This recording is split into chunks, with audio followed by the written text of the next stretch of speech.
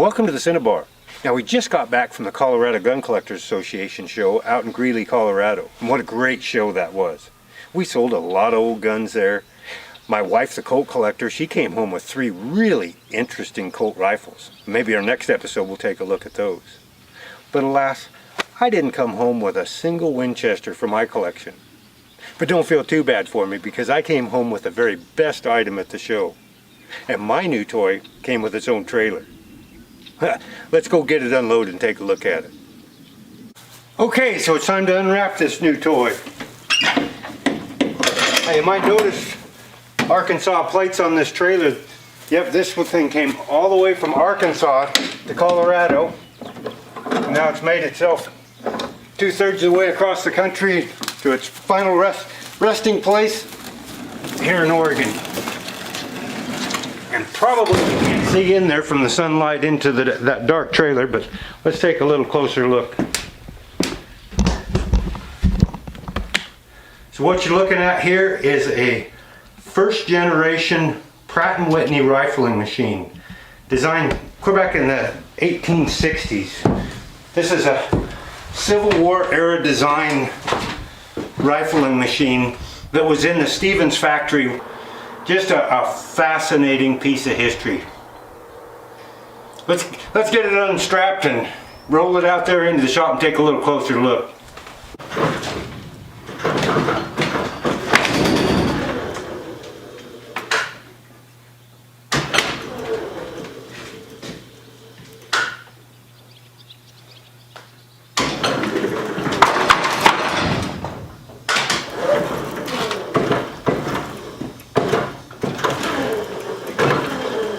Now, of course, this machine has some modern conveniences that it wouldn't have had in the 19th century.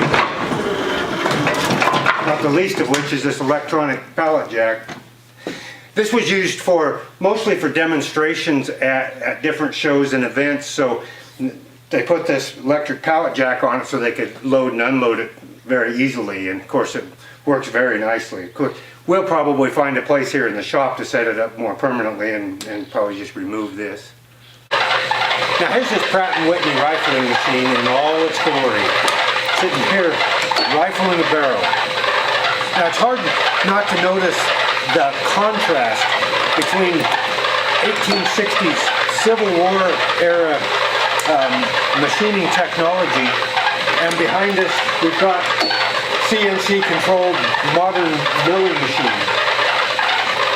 But the irony is that this rifling machine produces an absolutely spectacular board. A board that looks so good when it comes off the machine. It looks like it's already been lapped or polished. It just is fantastic. And of course, a lot of the quality of rifling is dependent upon the rifling cutter itself, the tool holder, the quality of the barrel stock, and the board that's originally in that barrel blank. But of course, this rifling machine is doing the work of pushing and pulling and cutting, putting that twist in, which is dependent upon the sign bar down below, and of course indexing it properly. In this case, we've got a 6-groove indexing here, and so the combination of those things, running it at a slow speed and taking very, very small cuts, is just producing a spectacular bore in these barrels. So let's take a little closer look at the different components of this and how it all works.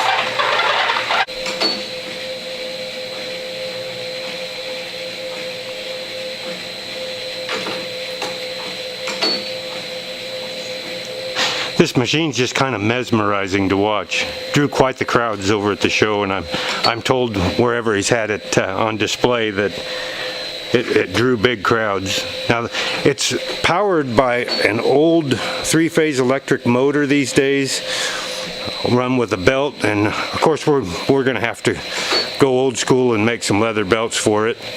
If you notice, kind of a nice touch, a Colt's Patent Firearms fuse box there uses the old glass bus fuses, and we got plenty of those around the ranch here.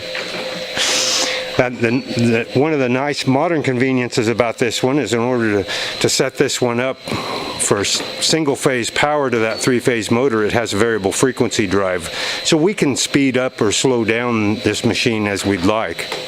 Now originally, you see that center pulley there, this would have been powered from an overhead line shaft, and most likely in the early days when it first showed up at the plant, probably powered by water. Then most likely later on that line shaft would have been powered by steam, and then maybe towards the end of its production life, maybe even an electric motor powered that line shaft. Now if we look at this swing arm, this is what gives it the nickname, the grasshopper rifling machine. When you see that come up, it looks kind of like the hind leg of a grasshopper right there. And now it's geared with some really interesting gearing here, kind of a oblong elliptical like gears there. And of course we're going to keep those good and oiled up, because I don't think I would want to try to replicate one of those gears. That'd be a hard one to make. And of course, now we're down to the heart of the machine, that sign bar, which the rack and pinion is riding on here, and the angle of that sign bar dictates the rifling twist in the bore. So you can see it's adjustable down on this end here. Now this one's only adjustable out to 1 in 25. So we're going to have to make some adjustments to be able to rifle some of the larger bores with a slower twist rate. And that's going to entail, we'll have a second place here to mount this end of the sign bar so that we can raise that up a little bit and flatten out that curve. Now if we want to do gain twist, it actually has a gain twist sign bar here. So, you know, like your early Colt percussion revolvers with gain twist, I think some of the early muzzle loaders had gain twist.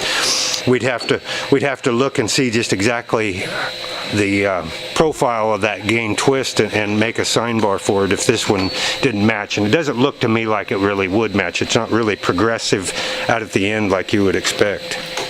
Of course, here we see this rack and pinion that's just turning the cutter as it goes in, producing that twist rate.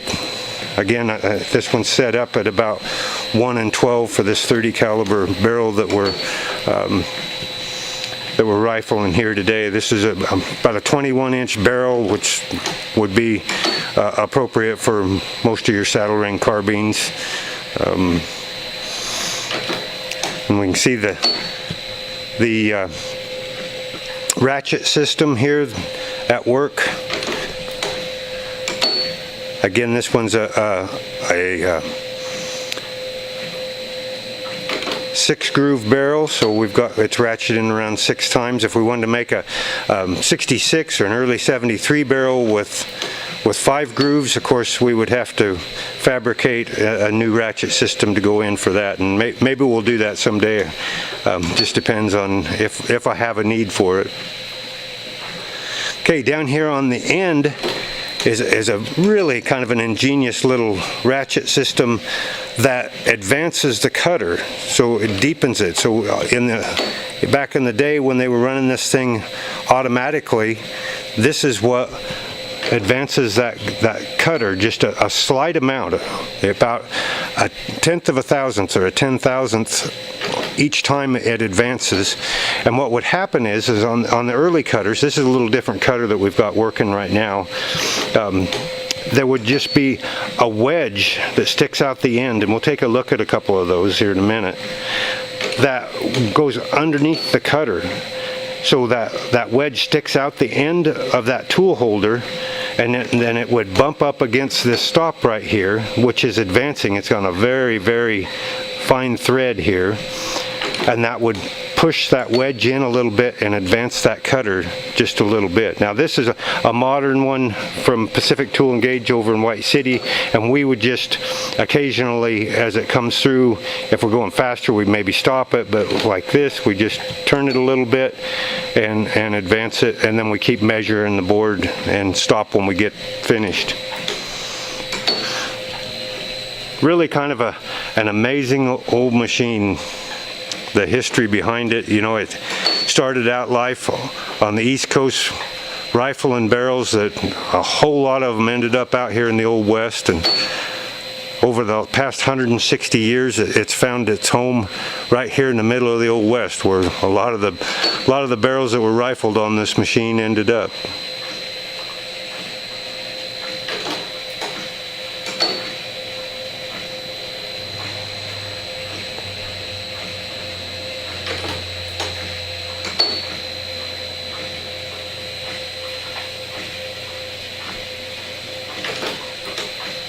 When we want to disengage the machine, we just have a handle right here, and we want to make sure the cutter's outside the cut, and we just shut it off like that. So now that cutter's out here, we can clean it out or whatever we want to do, and then we go to fire it back up.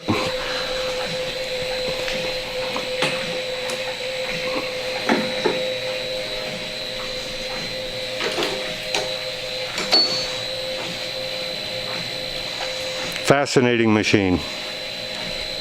Now, the other modern amenity that's been added to this machine is a modern oil pump here, and this recirculates the cutting oil from a reservoir in the bottom back up through the carriage here and through the hollow shaft and out into the cutter itself. Now, it originally likely would have had a large reservoir, gravity fed, that rode along on the carriage here and provided that cutting oil. But this is a much better situation here, where we can control and give a much more positive and consistent pressure and volume of cutting oil to the cutter head. Now, here's a variety of original scrape cutters that came with the machine, and we've got them from calibers down around 25 caliber all the way up to 45 and 50 caliber. Now, the modern cutters are faced straight across in this direction and only cut in one direction. So when they come through, make the cut, they're spring loaded where they can be pushed back down and on the return side, so we don't roll that edge over. Now, the old original scrape cutters, which were used up until around World War II, were angled. You can see that the cutters are angled at about this angle, some of them even a steeper angle than that. And so these can return without dulling the edge. So they actually are out and not spring loaded. They're fixed out there and stay there in both directions.